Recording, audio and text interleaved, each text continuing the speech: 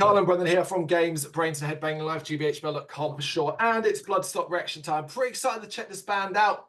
Don't know anything by them at all. Saw the name when they first were announced for the band. We're covering them in the pre-features, of course. Playing the EMP stage on Sunday. It's the Gallowgate Murders, who, according to the Bloodstock description, are dual vocals with a unique blend of traditional Celtic tunes with heavy punk and rock. A five-piece, basically a Celtic punk group formed in Edinburgh 2019. And that's a lot of interesting things for me. That at Bloodstock, you know, it's great. I'm never complaining about having the Black Death Doom and all of that there. The more of that, the better. We're there for that reason. But having a little bit of punk here and there, a little bit of EDM, a little bit industrial, a little bit of Celtic punk and all that, I ain't never going to say a bit of power metal, more power metal, all of that shit. That's what I also want at Bloodstock as well. So to see this and see Celtic punk, and I'm like, oh shit, this could be fun. There's a lot of text in the Bloodstock bio. Not even going to attempt to go through all of it, but except to say the song we're checking out is Only the Bastards, which appears to be the most recent, or up there as one of the most recent anyway. Brendan, the Gallowgate Murders, any familiarity? No, not at all. Not even a little bit. I echo what you say about having a few different things at Bloodstock being a good thing. For me, punk, Celtic punk, it can go either way. You know, you got Dropkick Murphys and Flogging Molly. I knew you were going to do that. I knew you were going to do that. I like one, I don't like the other. But see which side of the fence these guys land on. Well, they might be completely different, so. Yes, but unfortunately, yeah, there are some heavy hitters in that genre, if we want to call it that way. You do automatically go to them. But we're going to give the Gallowgate Murders a chance. And yeah, let's get this started in 3, 2, 1, go. Okay.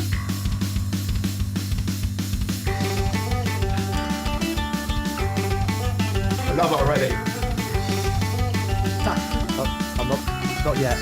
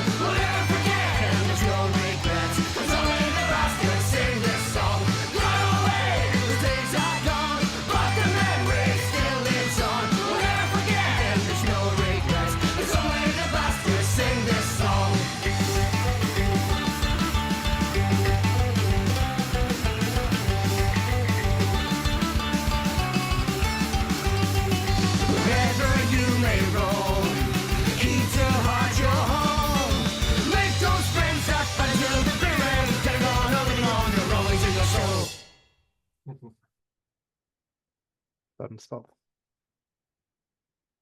Cool, cool, cool, cool, cool. All right then. You're gonna have that stuck in your head for a while, you reckon? Uh, nah. I don't know. Maybe we'll see what else we listen to That's tonight true. first. But I don't know where I kind of sit with it. I liked it. I Mm. did, but I'm afraid of them. That's where I come out with bands like this because like I like that song. I mean, that's catchy. There's a lot of things about it I quite like. Obviously, Yep. of course, it gives me vibes of both of the bands that I mentioned previously, to be totally honest with you. Not one or the other, but more of a combination, and many other Yeah. bands in this genre. I like the fact that there's a female vocal line in there as well, because that does give it a different edge, which, I haven't heard as much that kind of combination of the two in there. It's obviously a positive and party kind of song and uplifting, and the video's good fun, and like it's like friendships and that kind of like, I don't know, family kind of vibe to it. So there's a Hmm. lot to like about it, but it does scare me because I'm always like, what what else do you do? Like is it, I don't know, what other songs are there, like, Well, so let's presume there's I, probably a slow kind of ballady sort of one as well. Like, I mean, I'm doing this, I'm being very generic here. Let's do generic Celtic punk songs. There'll be one that's probably quite faster and even heavier, a couple more that are punky, and potentially, like I said, one that's quite ballady and mm, designed about speaking about the part of lost friends and stuff like that. I might be disrespectful, like to a degree, about what the band's capable of. I'm only basing it off the sort of what we get from the Celtic punk genre more than the Gallowgate Murders. We don't know. This is the only bloody song I've ever heard by them. It's the only song you've heard by them. And right yeah. now, there's a lot of traditional elements in this track, so it's very easy to kind of presume what we might get elsewhere. It is. I really liked it. I really liked it. Look, I am just a fan of. Here's the thing: this kind of music, you're rarely going to find me loving an album's worth or wanting to put it on all the time. But a track or two here and there, or even in like a 30-minute live show, this could be a lot of fun. The right amount of drink, the right amount of energy, the right crowd, and the right songs.